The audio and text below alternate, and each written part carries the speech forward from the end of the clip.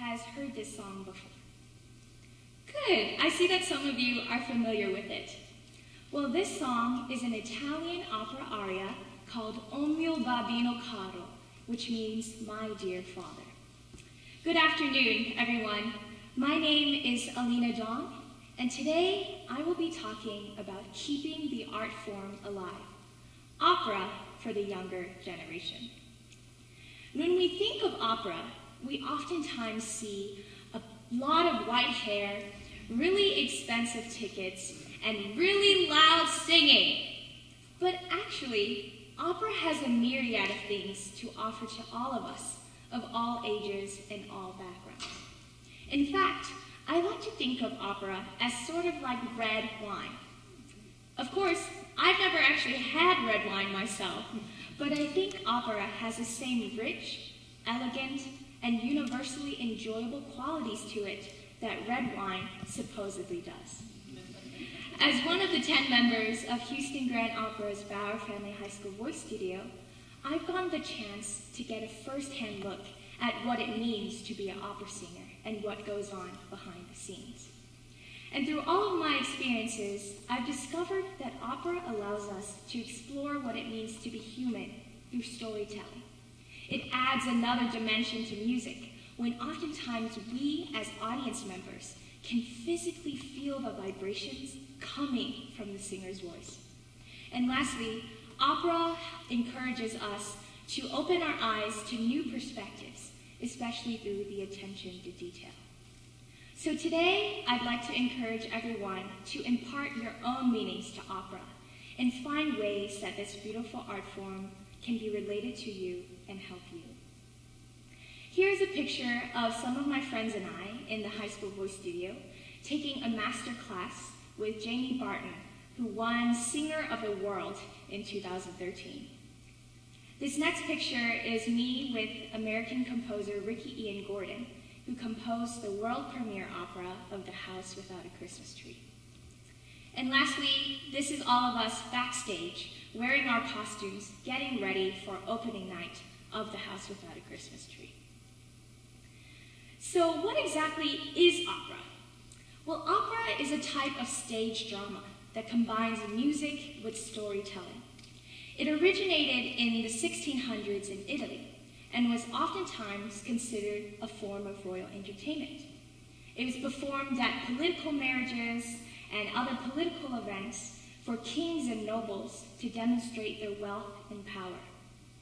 Most operas today are in Italian, German, and French, but there are many other operas in other languages, like English, Spanish, and Latin.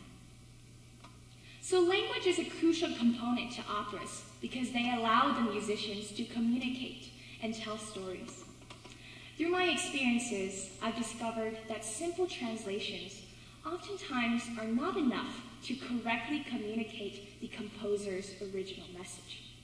For example, I was studying a German song called Solveig's Lied, and the first line was Der Winter mag scheiden. I typed it in word for word into the online translator, and it turned out to mean the winter likes divorce. I was a little bit confused as to how the winter could possibly like divorce. I thought this song was about nature and love. So I turned to my voice teacher, who was fluent in German, and I asked her what I should do. She suggested that I translate the subsequent phrase alongside the first one. The next phrase is Der Frühling vergeht, which means the spring passes by.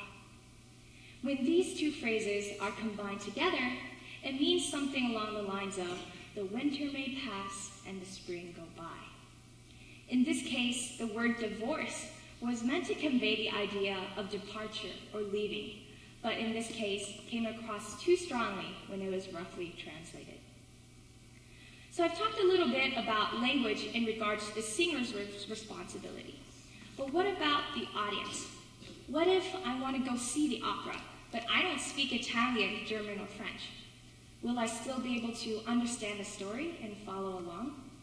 The answer to that is yes.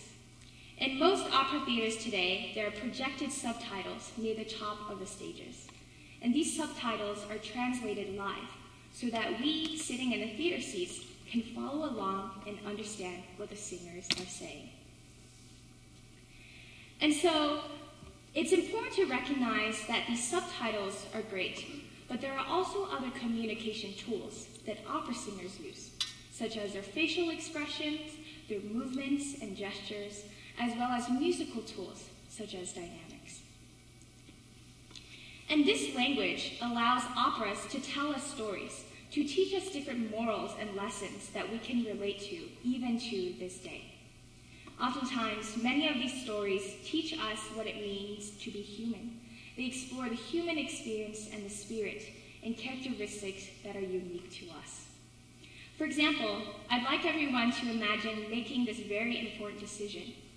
You can either choose to destroy your own love life or to destroy someone else's love life. This, in a nutshell, is what the main decision Violetta must make in Verdi's opera called La Traviata. And so this decision reflects the theme of sacrifice and altruism, and it's present not only in opera stories, but also in other forms of art and literature, such as in A Tale of Two Cities, or newer books like The Hunger Games. Another opera that showcases themes that we can relate to, even to this day, is Puccini's La Bohème. This opera tells a story of two lovers who have to overcome challenges and society's oppression in order to achieve love. This tragic romance also features components of the human experience, things like poverty and wealth, jealousy and devotion, art and love. And so when we're sitting in the theater seats, we can identify with the characters' experiences and their emotions and connect their feelings to personal moments in our own lives. So this results in a very immersive experience. But what's really important to having an immersive experience is having great music and great musicians. The artists that perform on stage have music skills at an unparalleled level. Opera singers are the masters of their craft. They spend hours perfecting trills, learning about the characters they're meant to portray, and working to get that solid language background. Classical singing is actually really interesting because it's quite different from learning other musical instruments, such as the piano or guitar.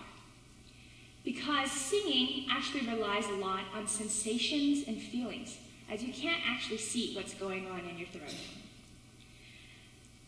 And so there's a lot of analogies that teachers use.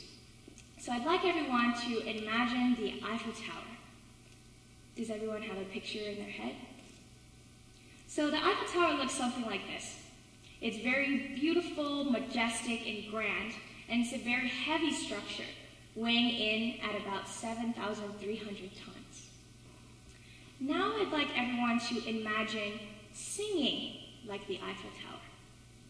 That's a little bit harder to understand or visualize, but this is actually what one of my voice teachers said to me during one of our lessons.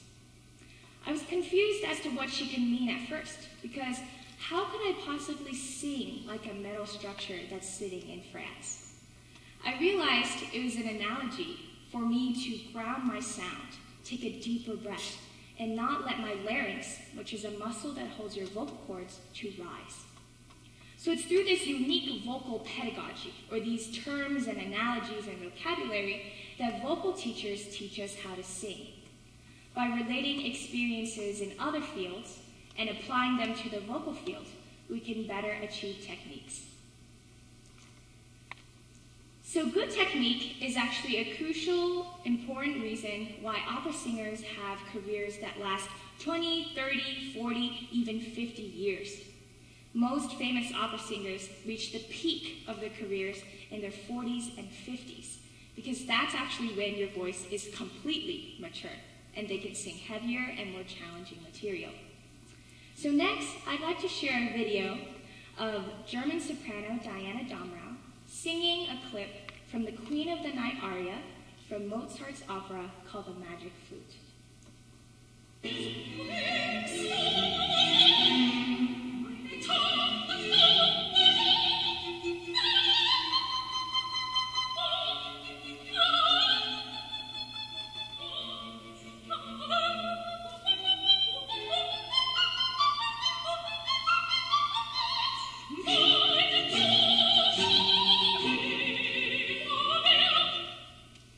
as you guys can probably tell, this is a very challenging piece with all of those high notes and fast-moving beats. So singers like Alina Dong don't just use their voices to produce sound. They use their entire body, their legs, torso, lungs, arms, and face, in order to produce that correct and healthy sound. So next, I'd like to talk about how opera shares new perspectives with us as members of the youth, especially through attention to detail. Maybe it's the frills on a dress that were hand-sewn by the staff, or it was the backdrop that was painted brushstroke by brushstroke. I had a great opportunity of getting some insight into all of the work that goes on behind the scenes. For the production of The House Without a Christmas Tree that I performed in, I went in to get costume measurements.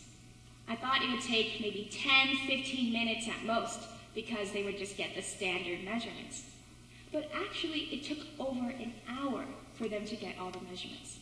They were measuring my elbow to my wrist, my hand length, my hand width, and they were so detailed that it was so eye-opening to know that all of this effort and all of this time goes into the success of an opera production. In addition to details in costumes, there's also a lot of details in stage movements. Everything you see on stage is coordinated, planned, and practiced. When I performed in the Art of Opera for Robin Hood, I learned that there's a difference between feminine and masculine movements. For instance, an arm that has more angles or more joints is considered to be more feminine, while an arm that's more straight and less angles is understood to be more masculine. So it's these subtleties and small details that contribute to our perception of the characters on stage and make opera stories so fun. Opera is also an adapting art. It encourages us to be flexible and dynamic, to always remember moral lessons from the past, but also to innovate and remain creative. Opera showcased stories like Don Giovanni, which was premiered in 1787, while also encouraging all things new, like the world premiere commission of The Phoenix this year. So opera has so much to offer to us as members of the youth, and there's so much that we can benefit from the art. Many opera companies already recognize the value in reaching out to younger audiences. Houston Grand Opera started the Opera to Go initiative to perform for elementary and middle schoolers and teach them about this art early on. The New York Metropolitan Opera started the Met Live and HD initiative in 2006 to use technology to reach a younger audience base. So what can we do as members of the youth to meet these opera companies halfway? Well, there are a number of things. We can go attend a live opera performance, or maybe we can go online and listen to some opera arias. And lastly, we could even begin to study the art of singing classically and get a voice teacher. I'd like to end on a poem that I wrote comparing opera to wine. The burgundy liquid swishes in glasses and coats stages in an eternal velvety red. Buttery, smooth, and earthy, it rises and falls as melodies swell in the playhouse. The more you tune in, the more you fall in. And with that, I'd like to thank everyone so much and encourage you all to attend a live opera performance and learn a little bit more about the magic and beauty that goes on behind the curtains.